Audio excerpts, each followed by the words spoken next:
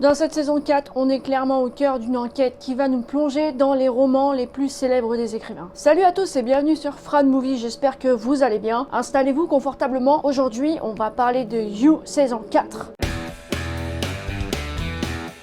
Comme d'habitude, je ferai d'abord une partie sans spoil et ensuite une partie avec spoil, mais ne vous inquiétez pas, je vous préviendrai quand l'heure du spoil aura sonné. On change complètement de décor, d'ambiance, d'horizon, et c'est le cas de le dire, puisque dans cette saison 4, où Joe Goldberg va se présenter sous les traits de Jonathan Moore, professeur universitaire, et tenter d'oublier son passé qui, bien évidemment, va le rattraper. Cette saison, elle est divisée en deux parties. La première est donc sortie, ça y est, elle contient 5 épisodes, et la deuxième partie sortira le 9 mars, et elle devrait contenir aussi 5 épisodes. Il me semble au mois de janvier avoir vu que la saison 4 serait la dernière, alors je ne suis absolument pas sûre de ce que je dis, mais en même temps ça serait pas une mauvaise idée parce que bon, à un moment la série je pense qu'il faut qu'elle s'arrête. Si jamais il s'avère que c'est bien la dernière saison, ça voudra dire que toutes les questions qu'on se pose, et Dieu sait qu'elles sont nombreuses, on devrait avoir des réponses dans la deuxième partie, donc en 5 épisodes. Ça peut être chaud, mais why not? Comme j'ai dit, on est vraiment dans un nouveau décor, dans une nouvelle ambiance, on a vraiment l'impression d'être dans un roman d'Agatha Christie ou de regarder le film à couteau tiré, en tout cas pour le premier. On a vraiment ce décor style Sherlock Holmes,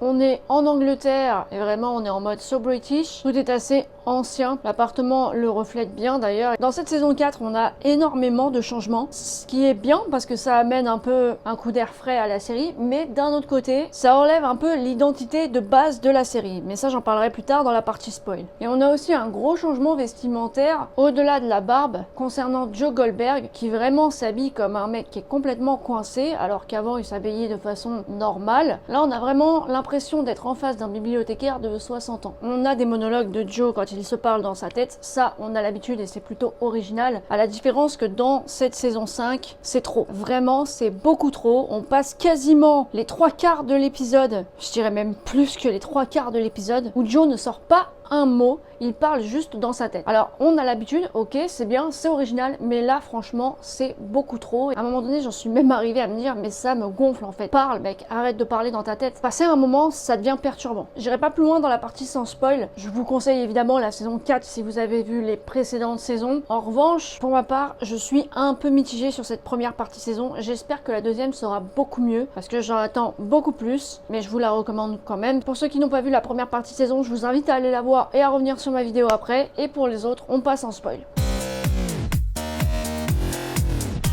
Je trouve qu'on a une première partie de saison qui est relativement irrationnelle. Les 3 premiers épisodes, j'ai eu énormément de mal à rentrer dedans. Le premier épisode, il est classique.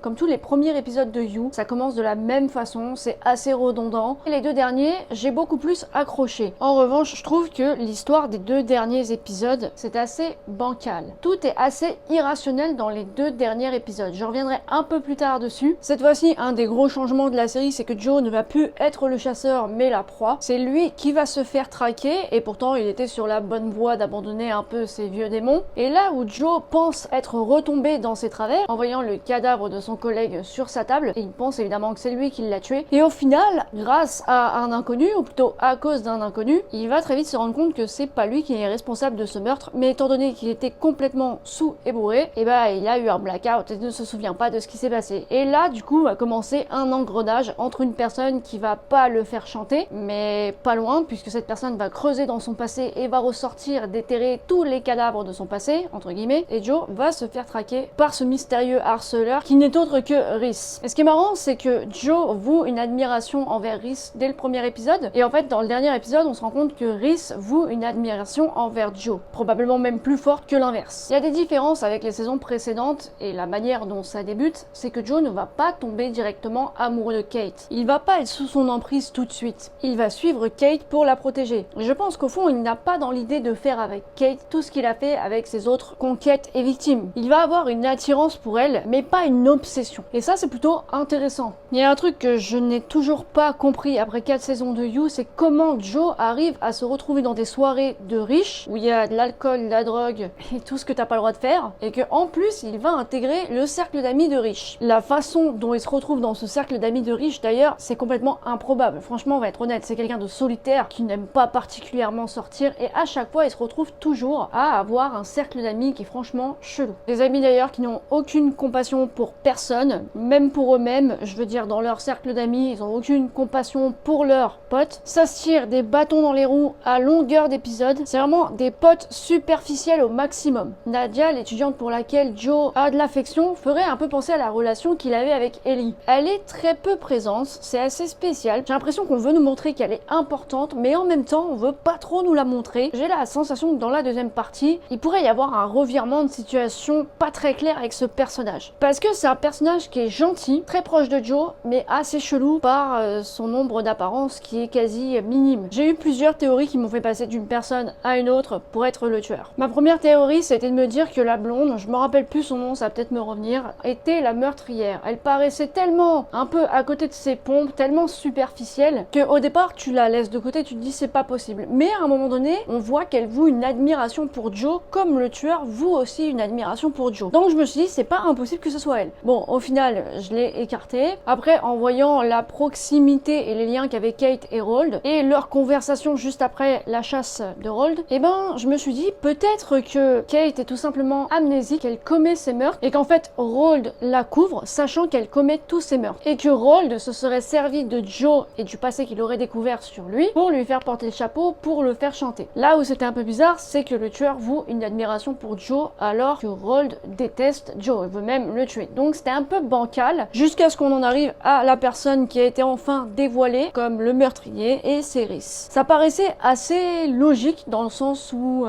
c'est le plus sensé de la bande, le plus intelligent presque j'ai envie de dire, excepté Kate qui est quand même intelligente, mais ça me paraissait tellement trop facile que ce soit lui qu'en fait je l'ai vite exclu de mes suspects. L'épisode 4 et 5, je les ai beaucoup aimés mais sont en même temps tellement absurdes. J'ai l'impression d'être à la fois dans le film à couteau tiré, à la fois d'être dans le film Scream. T'as des potes qui sont là tous ensemble, il y a un tueur qui rôde, personne ne semble paniquer, personne ne connaît l'identité du tueur. Je trouve que c'est une trame dans ces deux épisodes qui est relativement assez aberrante parce que franchement dans la vraie vie jamais un truc comme ça n'arrive. Enfin en tout cas ouais si ça arrive, je comprends pas le délire des gens quoi. T'as l'impression qu'ils se sentent pas du tout en danger. Mais en plus t'as l'impression que personne ne peut se piffrer. C'est à la fois les deux épisodes que j'ai le plus apprécié mais à la fois les deux épisodes qui sont pour moi le plus bancal. Alors apparemment dans la deuxième partie de saison, on va avoir un retournement de situation auquel on ne va pas s'attendre. C'est ce que j'ai lu. On verra. Moi j'ai 2-3 trucs en tête qui pourraient se passer dans la deuxième partie de saison. On a vu dans la saison 3 et je crois que c'était dans une des dernières scènes que Joe avait un demi-frère. Et ben je suis prête à parier que le demi-frère de Joe se trouve dans la bande de potes. Alors ça serait soit Adam ou alors Roald. Parce qu'il nous raconte l'histoire de leur famille, ok,